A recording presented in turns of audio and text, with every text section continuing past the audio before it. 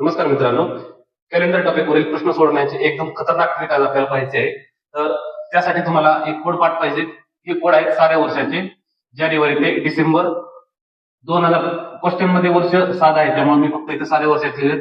जर तुम्हाला तुम्ही पुढं ही साध्या वर्षाची कोड आणि लीप वर्षाच्या कोडची जर गरज पडली तर फक्त काय करायचं, जानेवारीचा कोड आणि फेब्रुवारीचा कोड फक्त एक न कमी करायचा. म्हणजे लीप वर्षात जानेवारीचा कोड असेल 0 आणि फेब्रुवारीचा असेल 3, 4-1 आणि बाकीचे सगळे कोड ऍज इट इज जशाला तसे, त्यात बदल करायचा नाही. आणि वाराचे कोड तर संडे पासून सुरुवात होतात 1 ला संडे, असंच पुढे वाढत जातं. फ्रायडेला 6 आणि सॅटर्डेला 7. तर कधी कधी 7 येईल किंवा 0 येईल. 0 आला तरी पण तुम्ही म्हणणार की त्या दिवशी सॅटर्डे आहे. तर आता हा प्रश्न सोडवायचा कसा, तर लक्ष करा. अगोदर प्रश्न पहा. 17 मार्च 2015 ला राहुलचा जन्म झाला आणि त्या दिवशी मंगळवार आहे. आपल्याला फक्त कामात इतकंच आहे, 17 मार्चला कोणता वार होता, मंगळवार. 17 मार्चला आहे मंगळवार. तशाला तसं खाली लिहून घ्या, मंगळवार. जे आपल्याला दिलेलं आहे ते वर लिहून घ्या आणि त्याच्या खाली आपल्याला जो वार काढायचा आहे तो वर खाली लिहायचा. लिहिताना असंच तारखेच्या खाली तारीख, महिन्याच्या खाली महिना, वर्षाच्या खाली वर्ष. तर आपल्याला पुढचा वार आहे नाताळचा दिवस, म्हणजे त्याच वर्षी 2015चा नाताळ. नाताळ म्हणजे 25 डिसेंबर. 25 डिसेंबर असं खाली लिहा, 25 डिसेंबर 2015. वर्ष सेमच आहे आणि इथला वार आपल्याला काढायचा आहे. आता ट्रिक लक्षात घ्या. काय करायचं, सर्वात सुरुवातीला मंगळवारचा वार, मंगळवारच्या वाराचा कोड आहे 3. इथं कोड आहे ट्यूजडे म्हणजे मंगळवार. हे 3 अगोदर घ्या. त्यानंतर दुसऱ्या तारखेमधून पहिली तारीख वजा करायची. 25 मधून 17 वजा करा, प्लस 8 आलं. त्यानंतर असंच डिसेंबर मधून मार्च वजा करायचं. आता डिसेंबर मधून मार्च, महिन्यातून महिना कसा वजा करायचा, तर आपल्याला कोड वजा करायचे. डिसेंबरचा कोड आहे 6, मार्चचा कोड आहे 4. तर 6 - 4 2 येतं, तर 2 घेतलं पुढं.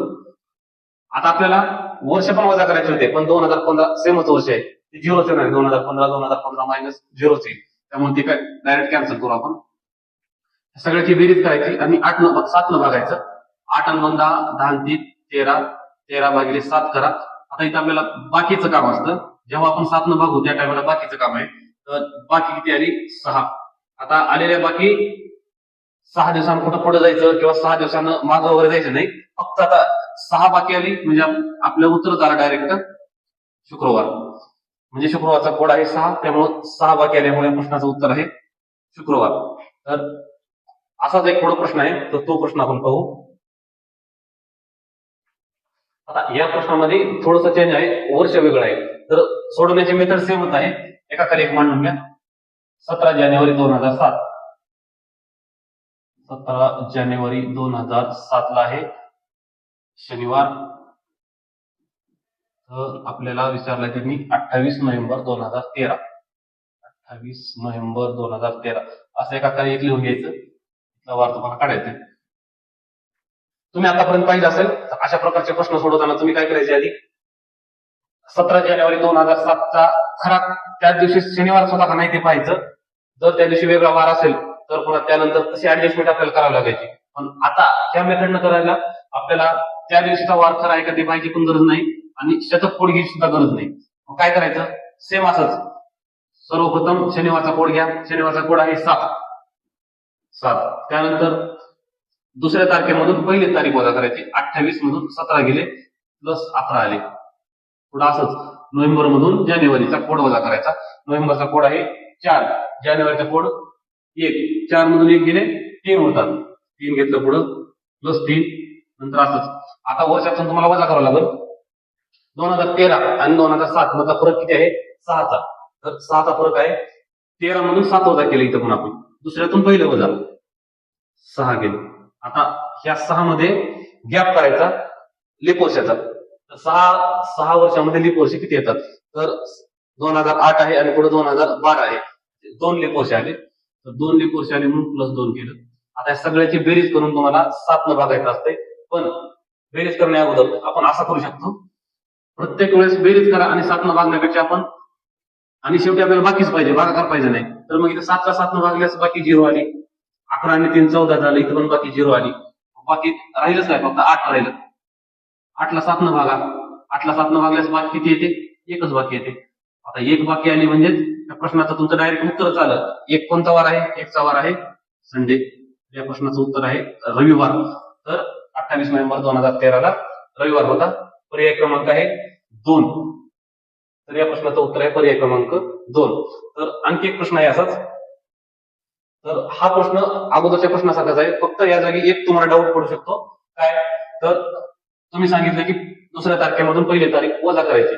मग आता इथं दुसरी तारीख 5 आहे आणि पहिली तारीख 12 आहे. मग उत्तर मायनस मध्ये येते. पण मायनस मध्ये आलं तरी पण आपल्या उत्तरावर, फायनल उत्तरावर काहीच फरक पडणार नाही. सोडून दाखवतो मी. बघा, 12 फेब्रुवारी 2025 सोमवार आहे. तसेच आपल्याला काढायचे 5 ऑगस्ट 2030 कोणता वार होता. सेम असंच, बदल काहीच करायचं नाही, मेथड बदलणारच नाही. सुरुवातीला घ्या, सोमवारचा वार घेतला, सोमवारचा वार आहे 2. त्यानंतर दुसऱ्या तारखेतून पहिली तारीख वजा, 5 मधून 12 वजा करायचं. किती येतं? 5 मायनस 12. आता उत्तर मायनस मध्ये येतं, -7 आलं. त्यानंतर ऑगस्टच्या कोड मधून फेब्रुवारीचा कोड वजा करायचा. ऑगस्टचा कोड आहे 3, फेब्रुवारीचा आहे 4. 3 मायनस 4 करायचं, -1 आलं. असंच पुढं 2025 आणि 2030 मधला फरक किती आहे? 5 वर्षाचा. 30 मधून 25 मायनस केले म्हणून उत्तर प्लस मध्ये आलं 5. आता यातले लीप वर्ष काढायचे. दिलेल्या 2 तारखांमध्ये जर फेब्रुवारीचा 29 फेब्रुवारी तारीख येत असेल तर त्याला आपण लीप वर्ष काउंट करायचं. बघा, 25 च्या नंतर कोणता आहे लीप वर्ष? 25 28 आहे. 28 च्या नंतर 32 आहे. पण आपल्याला 30 पर्यंतच पाहिजे, म्हणजे फक्त लीप वर्ष एकच आहे, त्यात एक ऍड करा. आता या सर्वांची बेरीज करायची आणि बेरीज करून नंतर काय करायचं? आपल्याला 7 न बघायचंय. पण सगळे काटाकाटी होती इथं बघा. 5 जण आणि 2 7 आणि इथले -7 कॅन्सल झाले आणि -1 आणि +1 पण कॅन्सल झालं. आता राहिलं काय? 0. मी तुम्हाला सांगितलं होतं 0 म्हणजे काय? 0 आणि